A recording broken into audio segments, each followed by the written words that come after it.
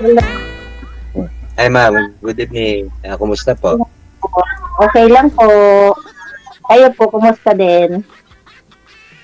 Okay lang. Ito, nasa lansangan pa din.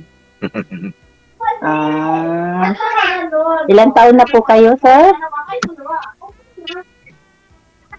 56. 56. Okay. Mhm. Nasaan po kayo ngayon? Nasa biyahe pa rin. Ah, ano Lugar, pong binabiyahe nyo? lugar ba? Saang lugar kayo, sir? Andito ako sa Calamba ngayon na idol. Laguna. Okay, sa Laguna. Ah, Kalamba.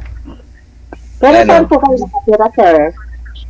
sa Taguig po. Tagig. May kalayuan. Ay ganun talagang hanap buhay ma'am. Hindi maiwasan. Tama po.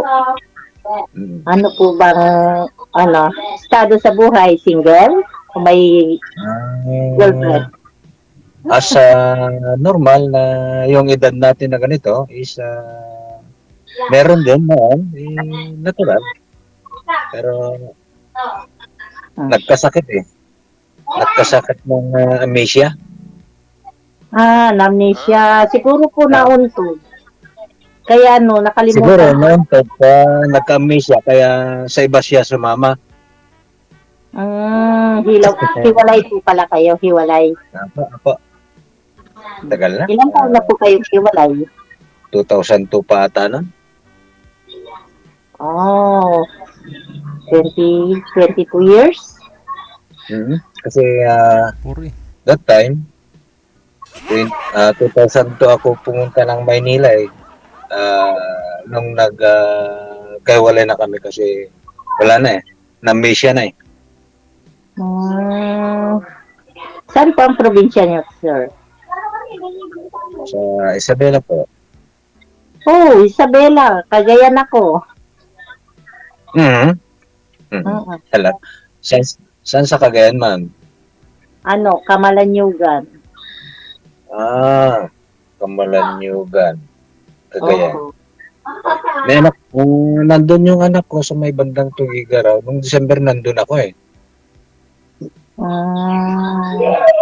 Pero since po na nagkahiwalay kayo, hindi na po kayo nagkaroon ng naging karelasyon, gano'n? Meron naman nun pero hanggat maaari ayaw ko muna at mahirap masaktan, di ba? Masakit. Siguro, depende. May mga pamilya na yung dalawa ka naming anak. Kaya ito,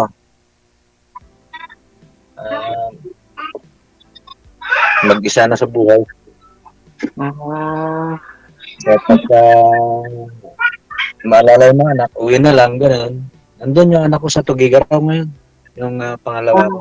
Yung isa naman, nandito sa Taguig din. Ano pong trabaho niyo ngayon, sir? Nag-grab ako nun. Grab? Mhm.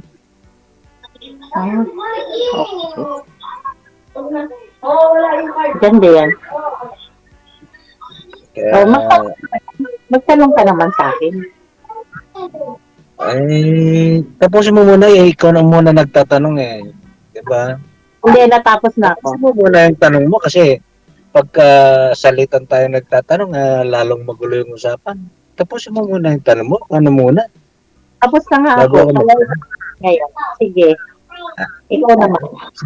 Bakit tumaingay po dyan, ma'am? Saan po kayo ngayon, ma'am? Bakit tumaingay? Ay, naku po. Maingay po yung mga kasama ko sa bahay. Nasa sala sila. Mga anak po Ang ninyo? aking anak. Ay, parang newborn pa man lang ho yung nagsasalita. Hindi po. Bali, apo na po yun. Apo sa pamangkin. Apo mo? Okay.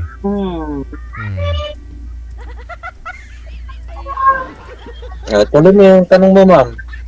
Wala na po akong may tatanong, sir. Kaya nga ikaw naman ngayon magtanong. Tatlo pa lang ata yung tanong mo. Tatlo pa lang ba? Marami na rin. Wala ka may tanong. Tanong mo lahat. Para Ah, maganda usapan ba? Total, magka-norte naman pala tayo. ah. Bali ho sir, panggabi po yung biyahe nyo, araw. Kumbaga, araw din sir, kaso nga lang, pagka napalayo, tulad ngayon, mahirap umuwi na walang sakay, di Pasahero. po ba? At napakamahal ang gas. Oo, Kaya nag-aantay po kayo ng pasaheros pabalik. booking. Ganun na nga po. Kaya tumabi ako kanina, nag-miss call si Idol, tumabi na ako para makapag-reply ako sa kanya. Kaya naghanap ako ng parking. Nag-park ako dito sa likod ng SM Calamba. Okay. Ay, may tanong pa pala ako sa iyo, kuya. Sige. Kasal po ba kayo ng asawa mo? Ha? Kasal po ba kayo ng asawa mo? Yes. Ayun lang. Hmm. Yan ang mahirap. DJ, mahirap yung ganun. Kasal pa sila ng asawa niya. Hindi pa nakaaral. Baka mamaya Ano kasi, alam mo naman na sa atin, sa talagayan natin is ang hirap magpanal eh. ayun nga po. Ikaw kasal ka ba? Kasal po, pero biyuda na po ako. Wala nang sabi. Parehas Wala lang din pala tayong kasal maintindihan mo na, ibig sabihin nung yung edad natin is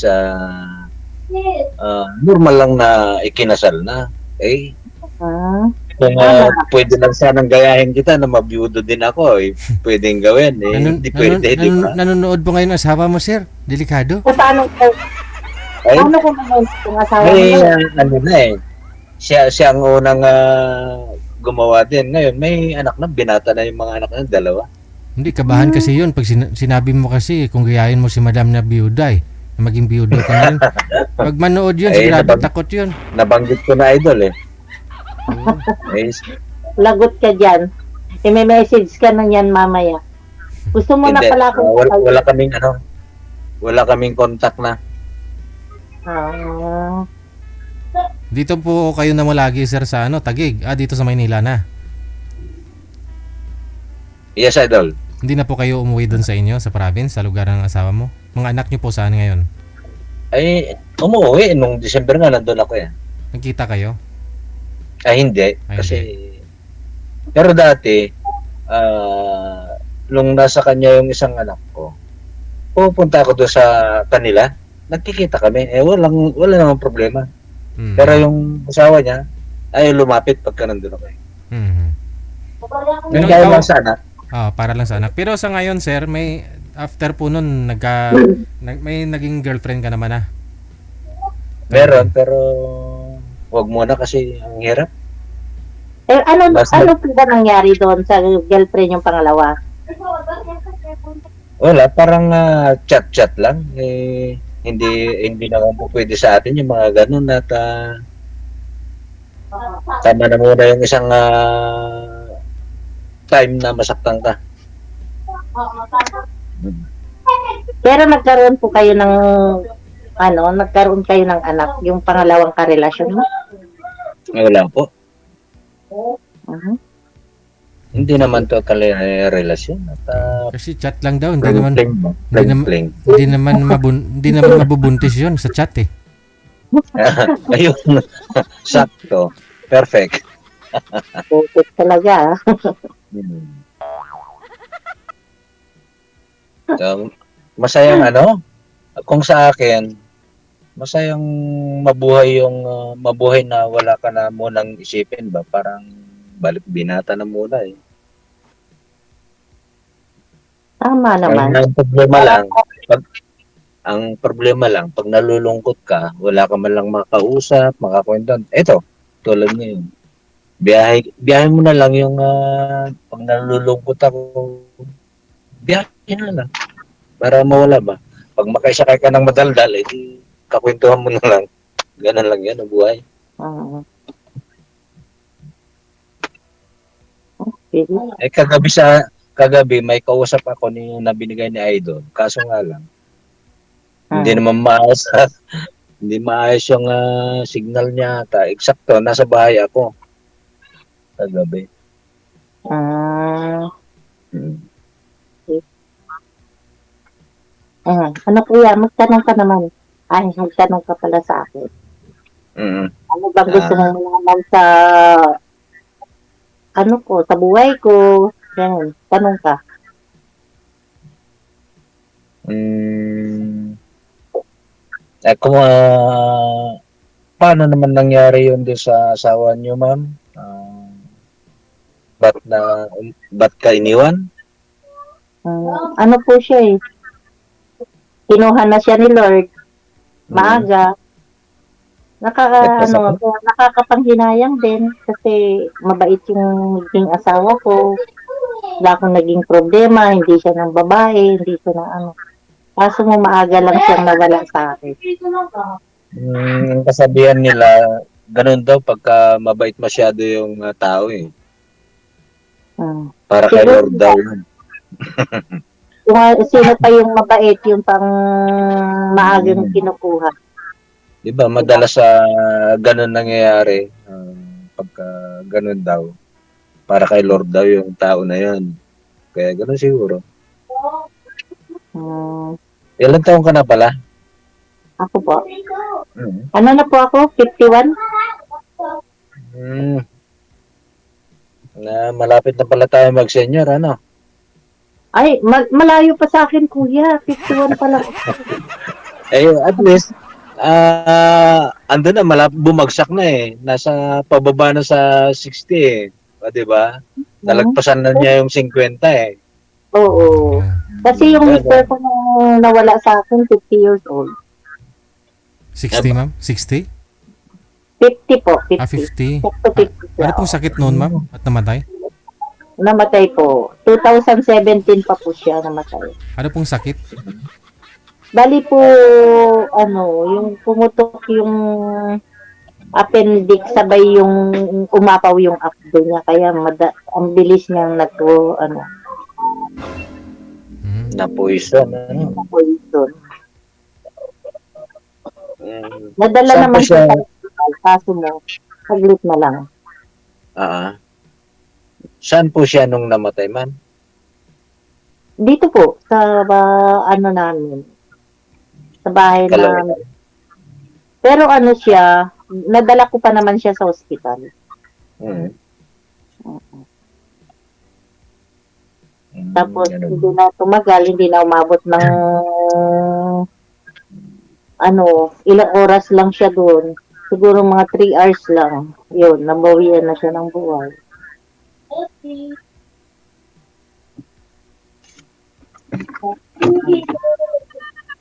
So, mula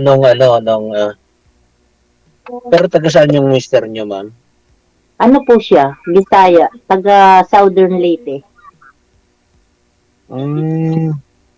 Waray.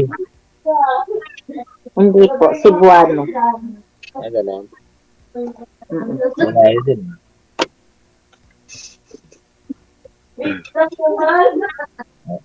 Ilan ang anak niya, ma'am? 4 po. Diba, marami? Naka-4 pa. Namit eh. Normal lang po yan sa mag-asawa. Meron pa nga 10 dyan, meron pa nga 12 eh.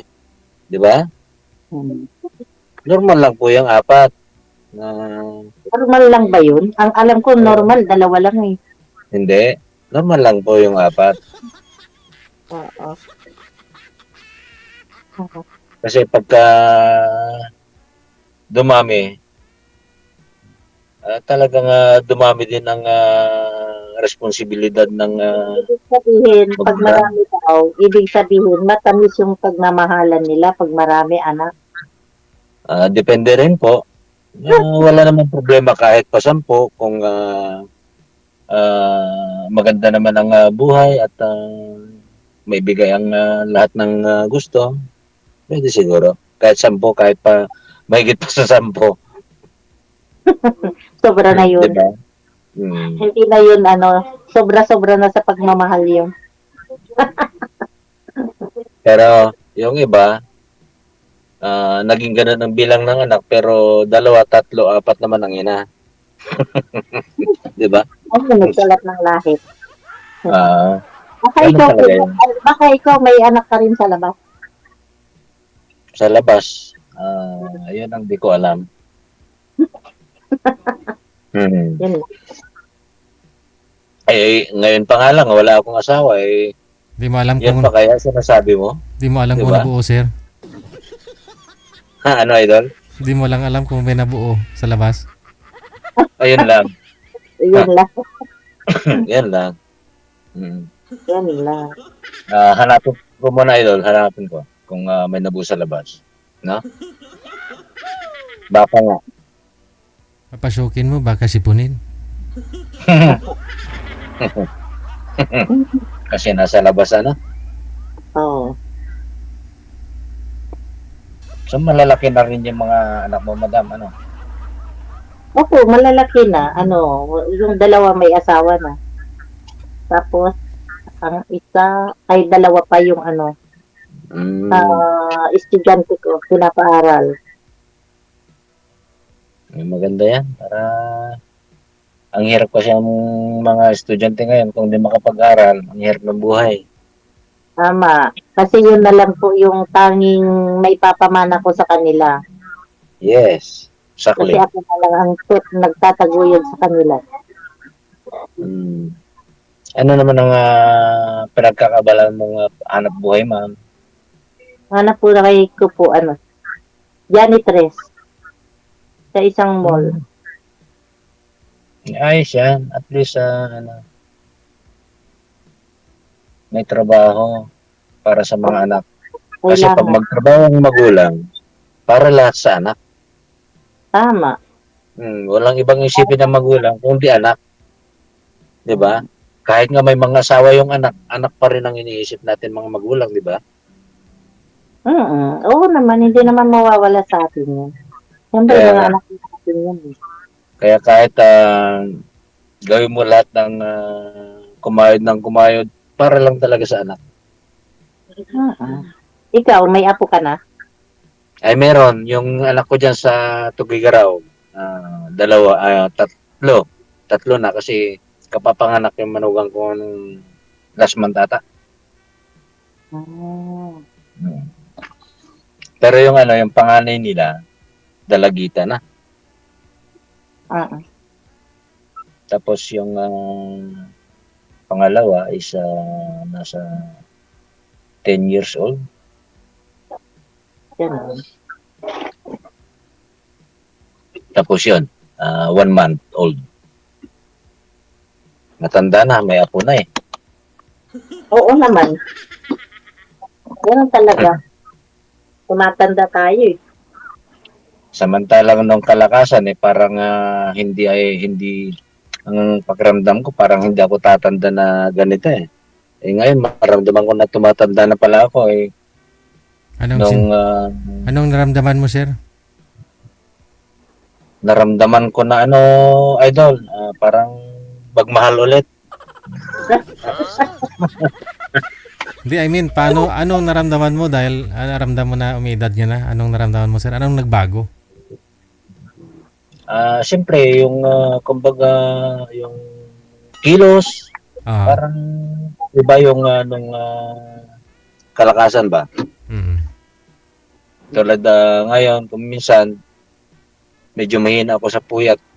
Kasi, siyempre, may edad na. Samantalang noon, kahit puyat, okay lang. Ngayon, kung minsan, ang may edad na kasi, pag inantok ka na, gusto matulog.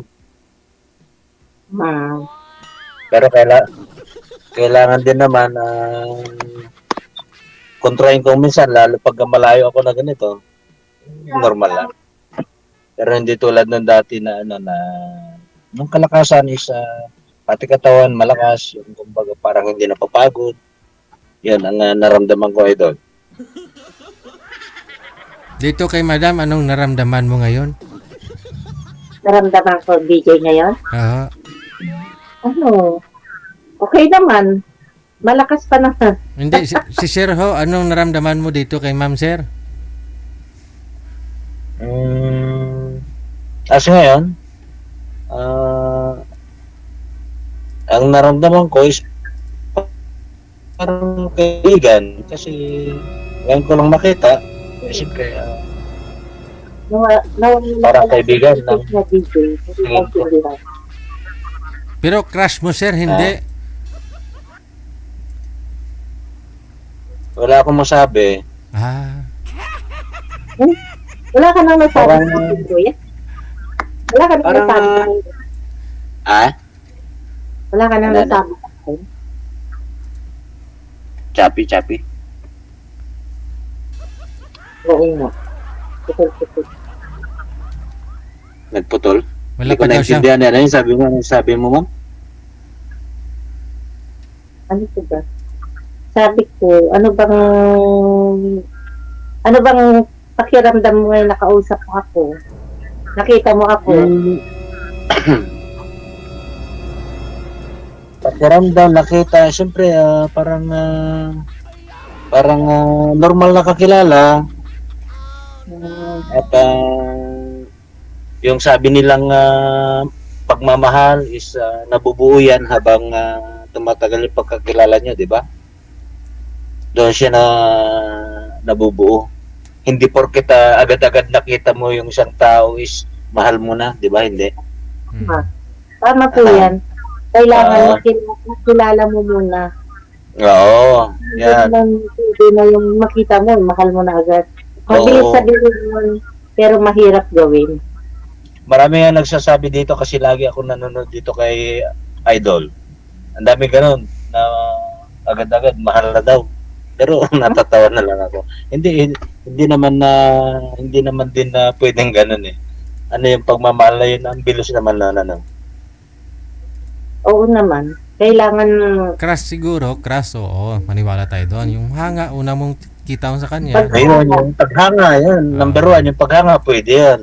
Yan, tulad yan, pag may paghanga ako, parang ganun, di ba? Oo. May paghanga ka na rin kay Yan, ma'am, sir. may paghanga ako kay ma'am, ganun. Hindi naman na porket sinabi ko na may paghanga ako is mahal ko na siya. Hindi ganun, Hmm. di ba? Nabubuo yan habang magkaibigan kayo, habang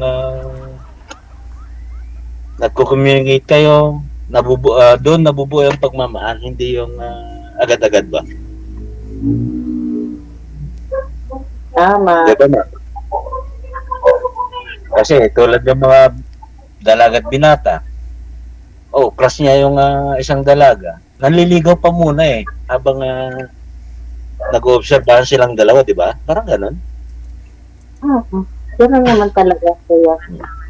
Hindi naman basta-basta yung pasukin mong kung ano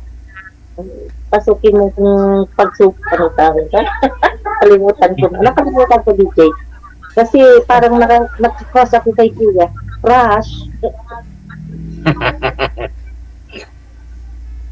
Si Idol kasi may pinadali tayong tanongin nun eh. Hindi, kasi yung mga viewers po kasi natin, malalaman po nila yan, no? Kung hindi mo nagustuhan si madam, marami pong magkakagusto sa kanya. Oo. Talaga. Siyempre kung example, kung hindi ko naman nagustuhan, parang hindi maganda yung pakiusap ko sa kanya, ganun, Ah. hindi maganda yung usapan namin, nandyan na po yan. Lahat. Kasi kung magandang kausap yung isang tao, doon mo doon mo siya inoobserbahan kung sino siyang kausap, di po ba ma'am? Tama po yan.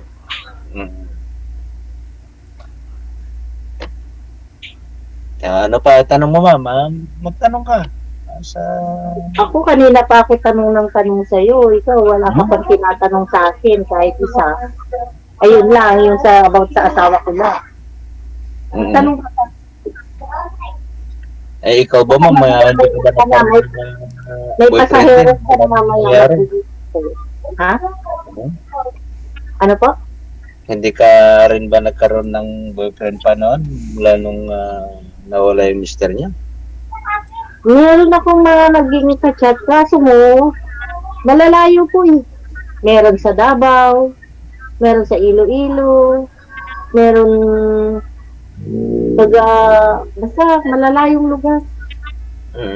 Wala, Di maganda po yun at makapasyal ka sa wala po kayong Malalayo. na-meet, ma'am? Wala po kayong na-meet personal? Ayaw ko naman po yung ako ang pupunta doon. Kung talagang seryoso sila sa akin, dapat silang magpunta rito. Ah, Pangit naman yung babae na pupuntahan mo sa isang lugar yung isang lalaki. Diba? Mas gusto ko yung ako pinupuntahan. tama. Ang last na naging kachat ko, taga Negros. Negros yun. Layo. Ganun, nag-chat lang. Mhm. Hindi naman siya makapunta dito. Wala daw siyang pera. Yung layo naman kasi, ma'am. Kung sa Wala. Negros. Mag-aeroplano pa daw po siya. Mahal ang pamasahe.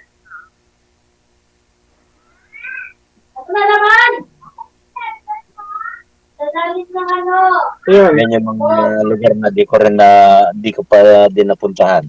Malalayo. Malalayo nga po eh. Meron din ako naging kachat dati. Nasa abroad. Wala din. Ang bilis nila magsawa. Kumbaga, hindi seryoso, kumbaga. Yung, Ayun nga po. kasi pag seryoso yung isang tao, malayo o malapit, ganun pa din parehas eh. Kung seryoso yung isang tao, di ba? Malaman lang nila na may anak ka na. Mm. Wala na. Ayun yung sabi ko na hindi seryoso. Sa usapan nyo, example, kung kachat mo man, hindi siya seryoso na habang nagchat-chat sa'yo, nag-obserba. Hindi, nung ano yung man na obserba niya sa'yo, nag-decide na, batsi na, sabi siguro, ano? Bakit may pinapaaral pa ako kayo? Ako sa'yo. Meron pa po, Yun lang. isang college at saka senior high. Kaya siguro yung mga lalaki, yun din iniisip nila eh. Baka, Ano po, dalawang babae. Dalawang babae.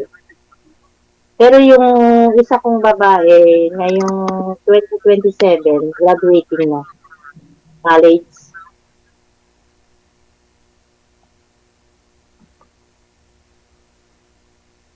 Ilan babae ang anak mo, ma'am? Dalawa po. Dalawang lalaki, dalawang babae.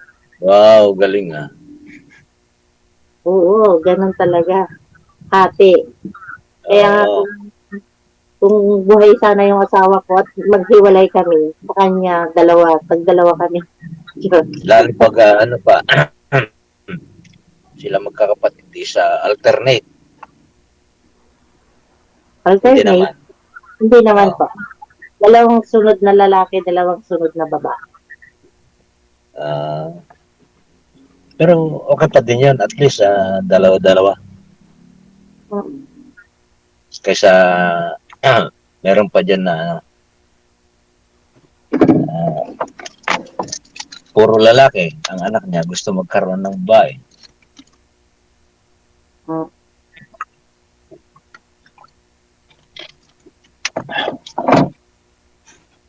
baka sir, may mga pasahero na kayo. Laguna ka pa, no?